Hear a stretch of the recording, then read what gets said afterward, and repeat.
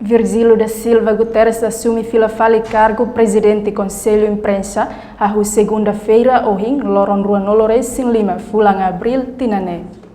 Virgílio da Silva Guterres atama pedido dispensa husi cargo presidente Conselho Imprensa durante fulan tolu a loron rua Nolores hat fulan janeiro to rua Nolores hat fulan abril tinarihun rua rua Nolores rua. Hudi exerce direito sai candidato presidente república, hudi halau campanha eleitoral to eleição presidente república período rihun rua rua Nolores rua to rihun rua rua Nolores hitu. Durante tempo né cargo presidente Conselho Imprensa substitui husi membro Conselho Imprensa expedito Loro Dias Ximenes no dar presidente cai interino.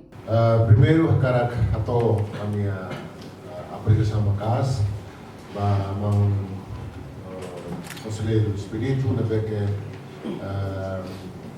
durante fulan turno de Lara tem que assumir cargo ou assumir responsabilidade de voto de conselho de imprensa, onde tal mata continua preside plenária Sira, encontro Sira, ao encontro executivo, onde mantém serviço do conselho de imprensa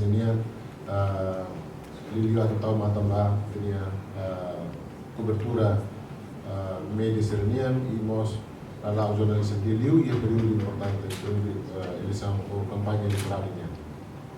Lihusi conferência imprensa e salão Conselho Imprensa.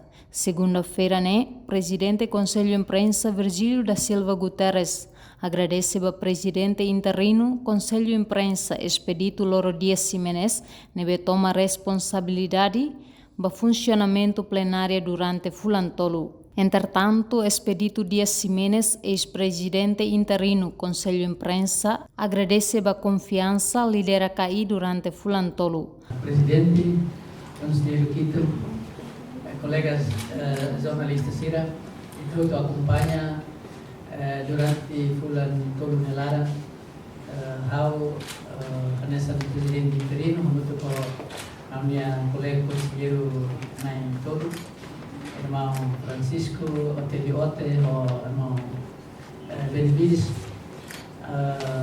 também todo acompanha irmão Virgílio Guterres, minha halo concorrência à eleição presidencial e dispensasse nebe Conselho de Imprensa for irmão Virgílio durante fulan tolu e hoje de 25 de abril no Virgílio halo Polignar nessa presidente do Conselho de Imprensa e não é ao se entrega fali e fatim lá nessa bye.